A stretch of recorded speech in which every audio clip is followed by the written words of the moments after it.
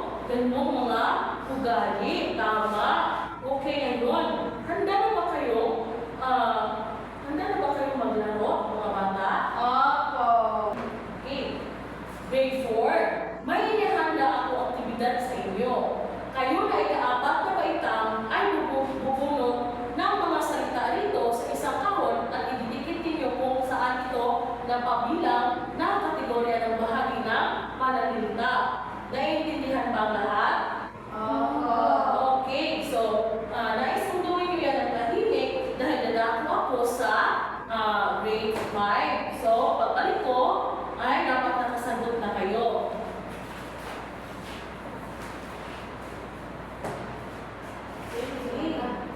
Okay, hello grade 5. Hello po, teacher. Kamusta kayo? Mabuti naman po. Okay, nakapag-aral ba kayo gaya sa sinabi ni teacher kanina? Opo. Okay, talagang kung ganun ay titingnan natin kung nag-aral ba kayo ng mabuti. So ngayon ay may tanong sa teacher. So ito ang tablet. Tungkol saan nga ang tinalakay natin noong nakarang araw? Tungkol sa pagbibigay ng suliranin at solusyon po, teacher. Mahusay, Nable. Bigyan natin ng very good clap si Nable. Alam mo ba yun? Alam mo ba yun kung paano yung very good clap? Hindi po. Okay, ganito yung very good clap. 1, 2, 3. 1, 2, 3. Very good, very good, very good. Sige nga, kayo nga. Bigyan natin ng very good clap si Nable. 1, 2, 3. 1, 2, 3. Very good, very good, very good. Okay. So ngayon, very low. Magbigay ka ng halimbawa ng suliranin. Pag-uwi ng aking tatay, galing sa bawas niya ito. Okay. So pag uwi daw ng tatay, yung pinero sa kanilang bahay, ang tatay niya ay gutom na gutom. So ngayon, sino kaya dito ang makapagbibigay ng solusyon sa problema ni Binilo? Okay, Nable? Magluto agad ng masarap na pagkain, teacher, para makakain po si tatay. Tama! Yun yung solusyon na dapat gawin. Dapat magluto agad ng masarap na pagkain pag si tatay ay makakain. Very good. So, bigyan natin ang lahat ng 5 million clap.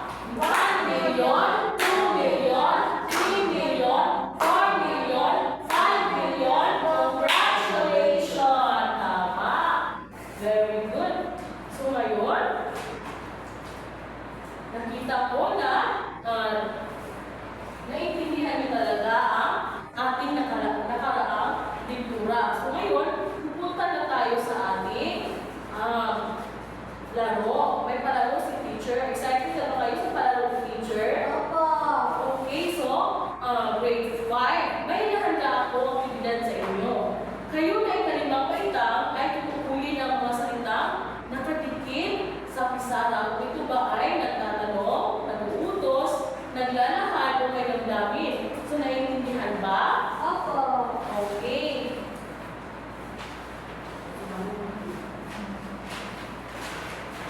Okay, grade 5 na is gawin nyo yan na tahimik at dadako ako sa grade 4 para i-check ang kanilang gawain. So, pagbalik ko ay dapat tapos na kayo. Malinaw ba? Opo. Okay. Tapos na ba kayo grade 4? Opo, teacher. Okay, guys, kung ibahagi niyo dito sa harapan ang mga napili nyo, mga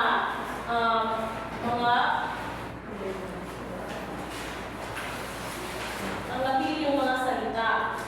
Okay, so nais ko, ipasinta niyo dito sa harapan ang mga napili nyo salita. Okay, makinig kayo, grade 4. Pangalan, Maria Aso Hospital. Pangalit, sila, ako, sila. Pandiwa, kumain, natutulog. Pang-ori, matalino, mabuling, masipag. Pang-abay, malakas, tuwing, mabilis.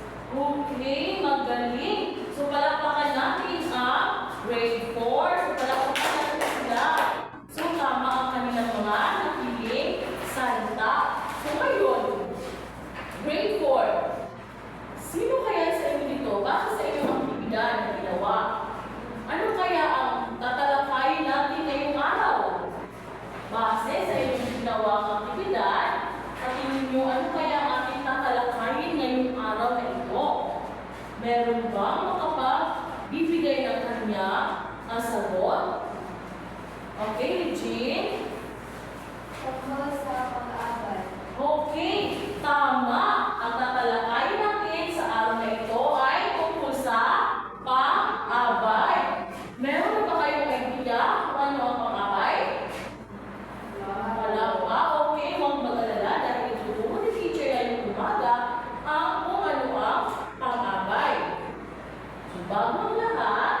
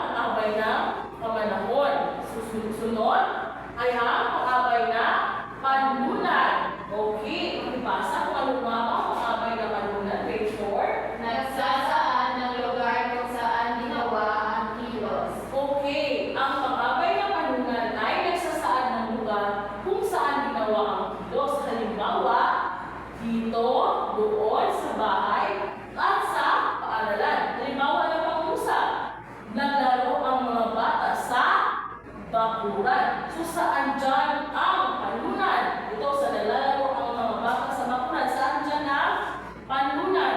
Lugar? Saan dyan ang lugar? Bakuran. Tama. So yan yung pang-abay na panunan. Nagsasaad na kung saan ginawa lugar ginawa ang kilos. Okay, magbibigay din si teacher. Sumasayaw ako sa aming paaralan. So saan doon ang panunan? Paaralan. Tama. Magaling mga bata. Napakahusay na mga bata mula sa magandang board. Okay, ngayon, dadako tayo sa pang-abay na pamaraan. Okay, pakibasa kung ano nga ba ang pang-abay na pamaraan.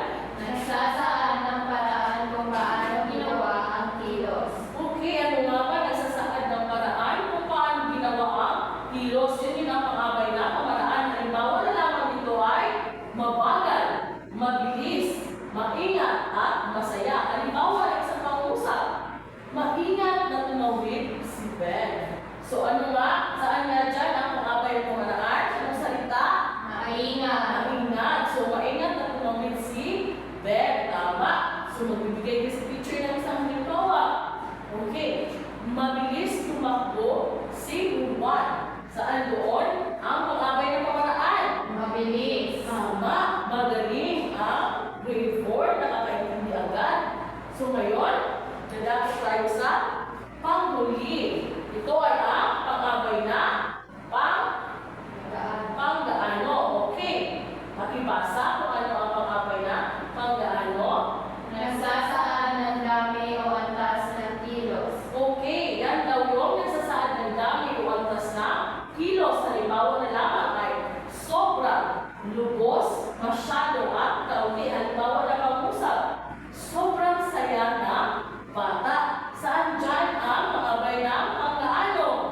Sobra. Okay, so ang pang-abay na panggaano dyan sa salita ay sobrang. So, magbibigay din ako ng isang halimbawa. Lubos na nagpapasalamat ako sa aking mga magulang. Saan doon ang pang-abay na panggaano? Lubos, tama. Magaling talaga ang grade 4, nakakaintindi agad. So ngayon, may hinanda ako sa inyong kwento. Okay, grade 4, ang gagawin nyo ay tutukuyin ninyo kung ano ang mga salita pang-abay na ginamit sa kwento. O magbuhat kayo hapon ninyo ang inyong, magagawa kayo na kahit puting papel at lapis o board ninyo. Kuha kayo dyan ng mga salita na makikita nyo na, makikita nyo na pang-abay. Noong nilalaki natin kanina. Okay, ito ay ang kwento, ang mahiwagang binhi. So, kahapon, sa isang malayong layon, sa paanan ng bundok ako, may isang matandang babae na tahimik na nagdidilig ng kanyang halamanan. Doon sa isang sulok, may isang kakaibang binhi na biglang sumikot. Ano kaya ito? Patanong niyang bulong sa sarili. Maingat niyang inalagaan ang binhi araw-araw. Huwag kang mamatay. Pakiusap niya rito ng matuyo ang lupa. Mabilis ito lumaki at naging isang halaman na may napakagandang bulaklak. Sana may nakuha kayo dyan na pang-abay ng mga salita. Okay. Kay ganda, panamdam niya sa na kumuha ang mga talutot nito. Isang araw, dumating ang isang batang lalaki. Tulong po, pautos niya, sabi. Nawawala po ang aking alagang kalabaw. Itinuro ng magandang babae ang palayo. Hanapin mo siya doon sa kakahuyan.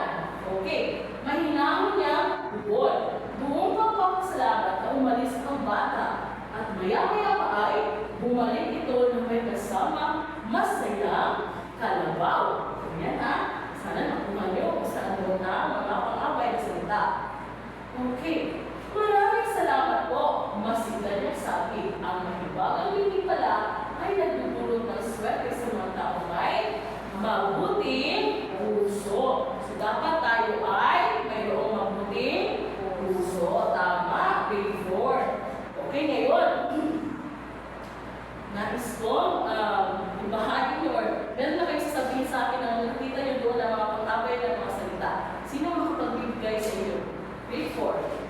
Okay, Regine, ano yung mga salitang pangkapay na nakita mo sa kwento?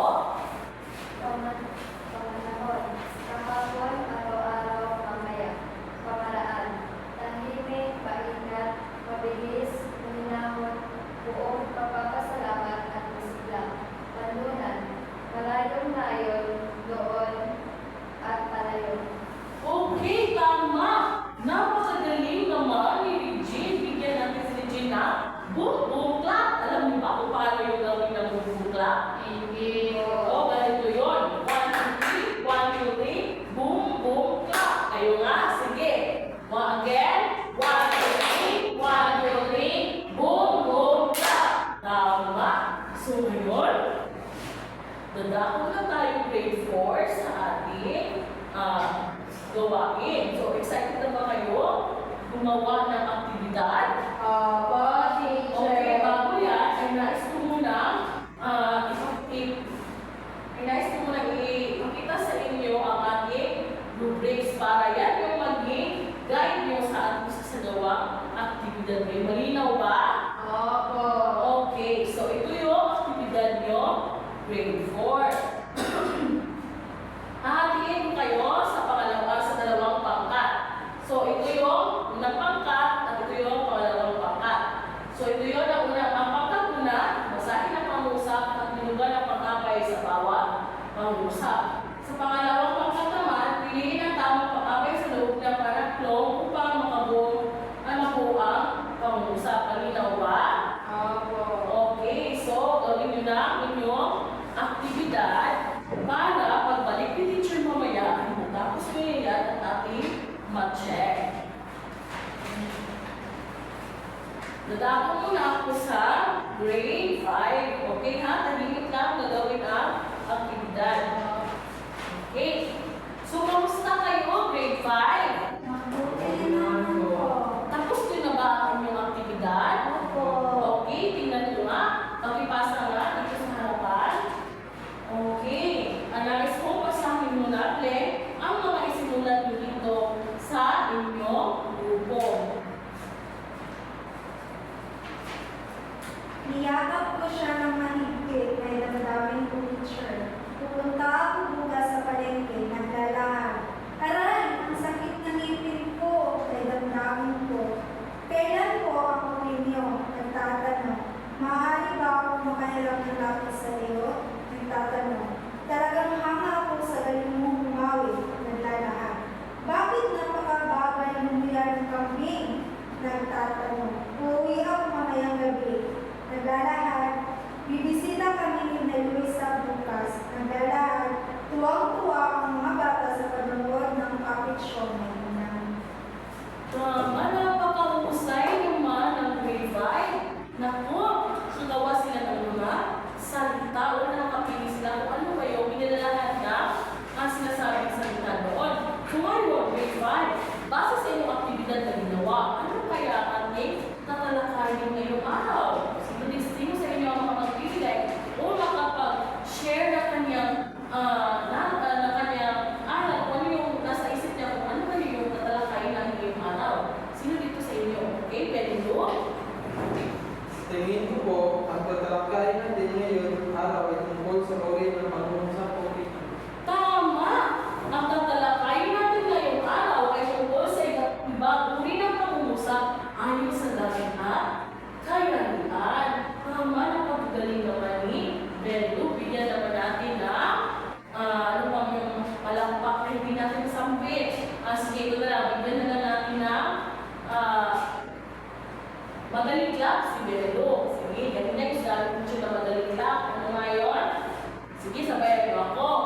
1, 2, 3. 1, 2, 3. Magaling, magaling, magaling. So, tama. Okay, ano nga? Basahin ulit ang ating paksa sa ating lektura ngayong araw. Diba? Ibang uri ng pangungusap ayon sa ugamin ng kalalitan. Okay, tama. So, bago tayo dadako ay nais ko munang basahin yung ating layunin sa umaga ito. Sa loob ng 60 minutong talakayan, ang mga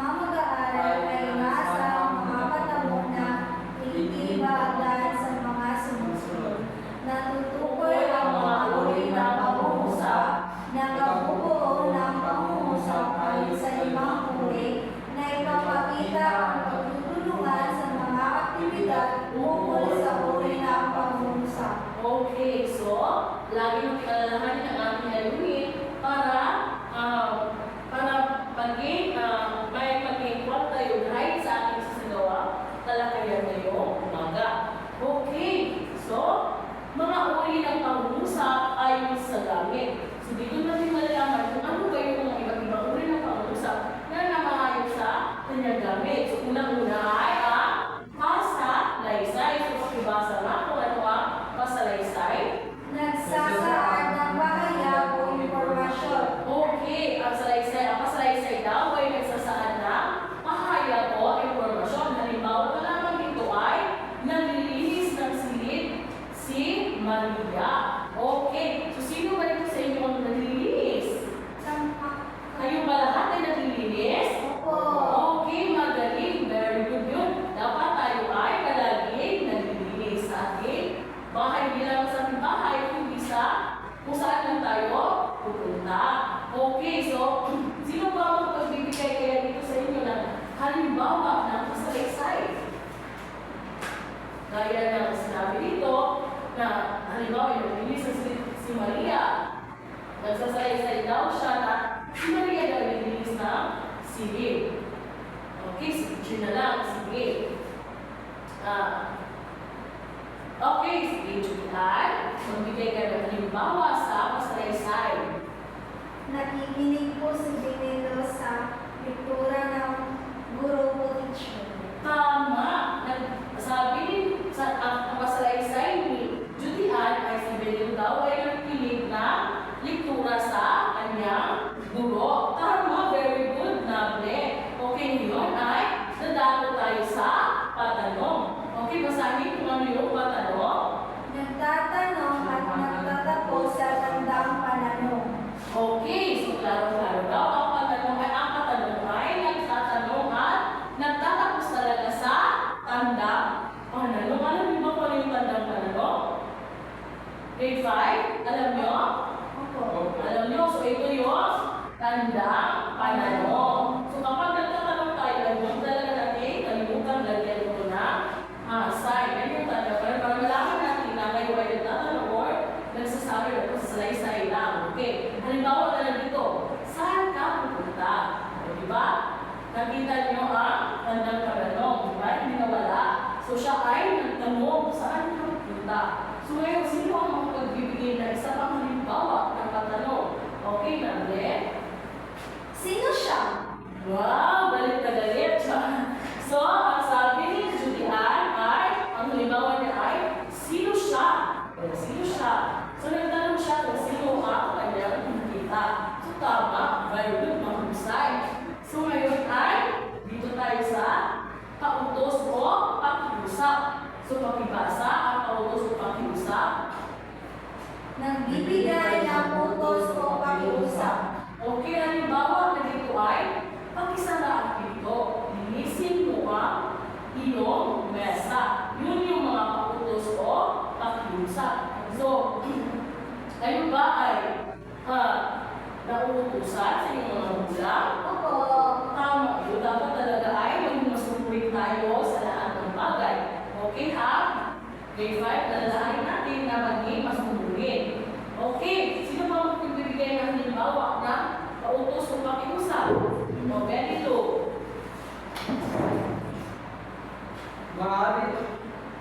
Maaari mo bang iabot sa akin ang baso? Tama. Maaari mo bang iabot sa akin ang baso? Yun yung ang sa halimbawa na pautos o pakiusap. Okay, ngayon ay lalako tayo sa pakulin. Ito yun ang padamdam. Okay, pakibasa kung ano ang padamdam. Nagsasaad ng matinding damdamin at may tandang panandam. Okay, tama. Ito ay ang nagsasaad ng matinding damdamin at may tandang padamdam. So makikita talaga natin dito na pag ito yung ilalagay na ating kausap ay talagang may damdamin o matinding damdamin siya. Gusto iparating sa inyo. Halimbawa lamang na ang ganda ng tanawin. So, ito yung tandang panamdam na kanyang nilagay. Sobrang matindi talaga kanyang damdamin. Napakaganda talaga ng tanawin. So, sino dito ang magbibigay pa ng isang halimbawa na panamdam? O Benelu, bigyan mo ako ng isang halimbawa pa ng karamdam na nagtatapos na ganito. Sabi lang maganda na panawin. Magandang umaga po. O tama, isa din yun sa halimbawa na panamdam. Maganda umaga po nga nalagyan na nalagyan na tanda panamdam sa panghuli. Tama. So ngayon, may inihanda akong ikikwento. Grade 5, ang gagawin nyo ay tutukuyin ninyo kung ang mga uri na pangusap na gagamitin ninyo gaya din na ginawa sa grade 4. Ito yun. Kaya lang kayo na may kwento, pero iba-iba kayo na hahanapan dito. Ang sa inyo, hanapin nyo dyan ang mga pangusap, iba't ibang uri ng mga pangusap na ginamit sa kwento. Okay. Tingnan nyo ha. Okay, basahin nyo ang kwento na lang. Sige. Ang mahiwagang binhi. Kahapon sa isang malayong nayon sa paanan ng bundok ako, may isang matandang babae na tahimik na nagtitigil ng kanyang halamanan. Doon sa isang sulok, may isang kakaibang binhi na biglang sumibol. Ano kaya ito? Patanong niyang bulong sa sarili. Maingat niyang inalagaan ng binhi araw-araw. Huwag kang mamamulong. Pakiusap niya rito ng magtuyo ang lupa. Mabilis ito lumaki at naging isang halaman na may napakagandang bulaklak. Okay. So, dapat ha, dito pa lang mo, alam ko may nakikita talaga kayo dito na iba't uri ng pangusap. Okay? Pakitake note nyo para may masagot kayo mamaya sa akin. Okay? Dito, pakibasa. Kay ganda, padamdam niyang sambit ng mukha ang kalutot nito. Isang araw, dumating ang isang batang lalaki. Tulong po, paubos niyang sabi. Nawawala po ang aking alagang kalabaw. Tinuro ng matandang babae ang palayo. Hanapin mo siya doon sa kakakuyan. Mahinahon niyang tugon. Buong pagpapasalamat na umalis ang bata. Maya-maya pa ay bumalik ito na may kasamang masayang kalabaw. Okay. So, dapat ha, may nakita na kayo dyan. Maraming salamat po, masigla niyang sabi. Ang maliwagang binhi pala ay nanunulit ng swerte sa mga taong may mabuting puso. Tama. Pag ikaw ay mayroong mabuting puso, ano ha? May dulot sa inyo nun? Swerte. Swerte. Hindi lang swerte at ano pa? Marami pang mga biyaya na dumating sa iyo dahil ikaw ay mayroong mabuting puso. So, naintindihan ba? Grade 5? Opo. Okay. So, ngayon ay dadako na tayo. Bago tayo dadako sa inyo ang mga gawain ay gusto ko muna ibahagi niyo sa akin yung mga nakita niyo doon ng mga salita na doon sa tinilangin natin kanina na mga iba't ibang uri ng pangungusap. Sino sa inyo ang makapagbibigay? Okay, Benilo, magbigay ka ng isa doon na nakita mo sa ating tinilangin ngayon. Ano kaya ito? Okay, matanong na pangungusap, tama. Ano kaya ito? Tama. Okay, Julian, magbigay ka pa ng isang halimbawa na nakita mo sa maikling kwento. Padandang picture. Kay ganda. Uy, kay ganda. Kay ganda na magdalaga ni Julian. Tama yung sagot niya. Okay, ngayon ay dadako na tayo sa ating pangmatang gawain. So, grade 5, ganito ang inyo. Grades na isko. Sundin nyo ito. Gawin nyo itong guide para sa inyong para sa inyong pangmatang gawain. Sundan ito ang inyo. Atin ko naman kayo sa dalawang pangkat. Ito yung pangkat una at pangkat pangalawa yung nasa gilid. Okay, sa pangkat una, basahin ang bawat pangusap, isulat piruhay pasalaysay, patanong, pautos, at iusap o padamdam. Sa pangkat pangalawa naman, piliin ang tamang uri ng pangusap na magbubuo sa bawat pangusap at lagyan na tamang bantas. Okay.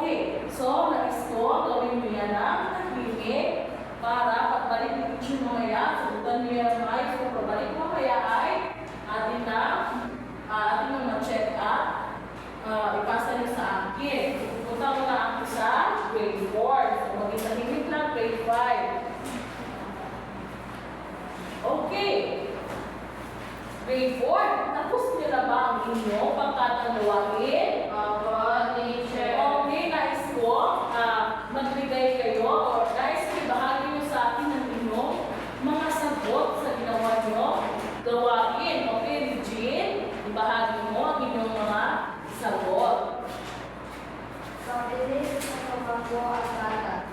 Nag-aral kami kahapon. Naglalaro sila sa bakuran. Masaya ng mata ang mga bata. Kumain si Ana sa bahay. Tama, very good. Napakahusay. Naiintindihan talaga nila ng grade 4 ang ginawa talakayan. Okay. Okay. Tama, very good. Napakahusay. So ngayon, grade 4, para talaga malaman ni teacher na naiintindihan nila talaga ang ating tinalakay sa umagang ito ay meron ako 3 katanungan sa inyo.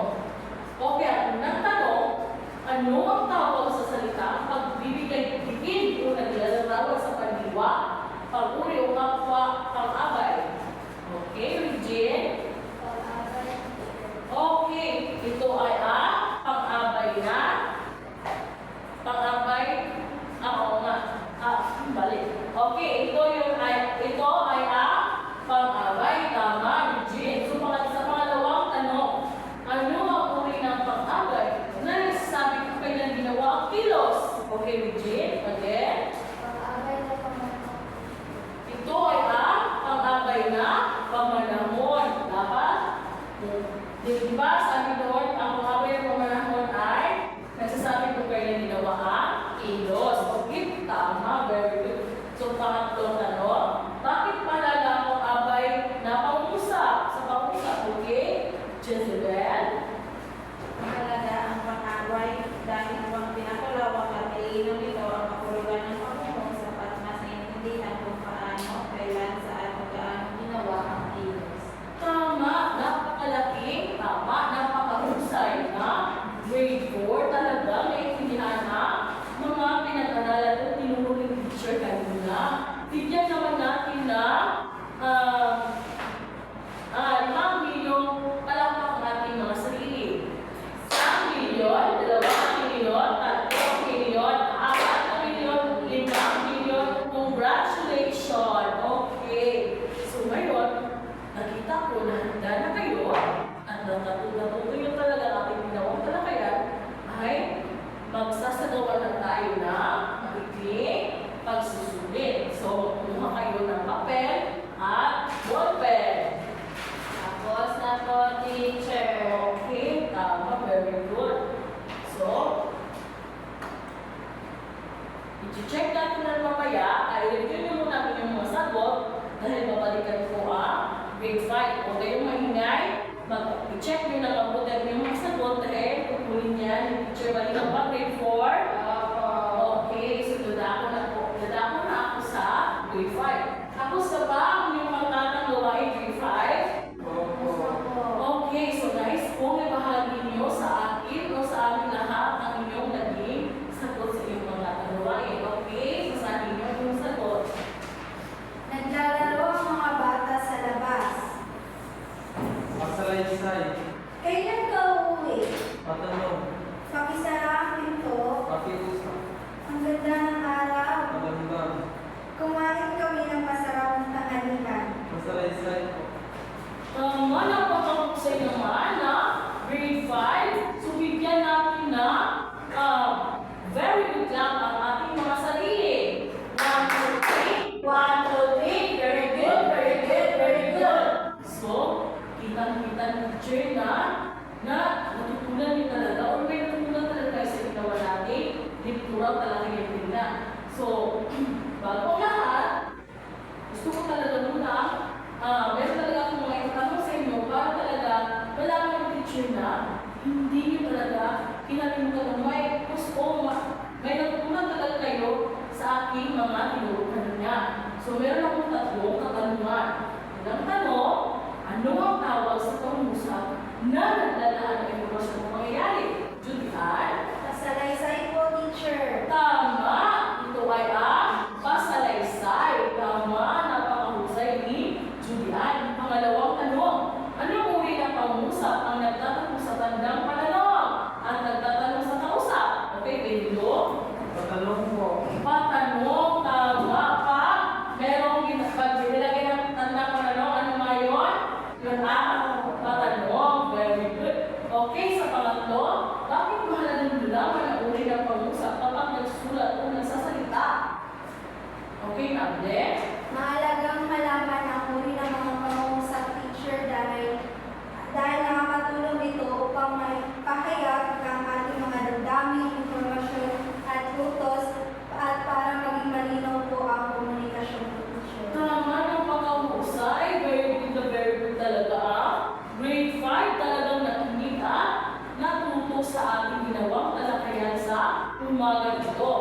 ngayon